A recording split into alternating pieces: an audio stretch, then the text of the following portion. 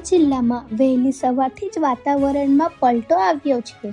જિલ્લાના વિવિધ વિસ્તારોમાં છૂટાછવાયા વરસાદી ઝાપટા શરૂ થયા છે।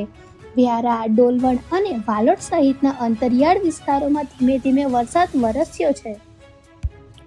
તાપી કલેક્ટર દેવ ચૌધરીએ તાડકુવા ગામની સરપ્રાઇઝ મુલાકાત।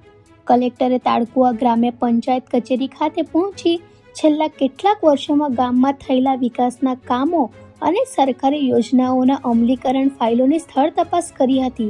તેમની અચાનક મુલાકાતથી ગ્રામ્ય સ્તરે વહીવટીતંત્રમાં સક્રિય જોવા મળી હતી। તાપી જિલ્લાના વ્યારા તાલુકાના કટાસવણ ગામમાં દશેરી ફળિયામાંથી છેલ્લા 10 દિવસોમાં બીજો દીપડો વન વિભાગના પાંજરામાં ઝડપાયો છે। છેલ્લા કેટલા સમયથી આ વિસ્તારમાં દીપડાના સતત આંટાફેરાના કારણે સ્થાનિકો અને ખેડૂતોમાં ભયનો માહોલ હતો। લોકો રાત્રિના સમયે બહાર નીકળતા પણ ડરતા હતા। આ સફળતાથી સ્થાનિક ગ્રામજનોએ રાહતનો શ્વાસ લીધો।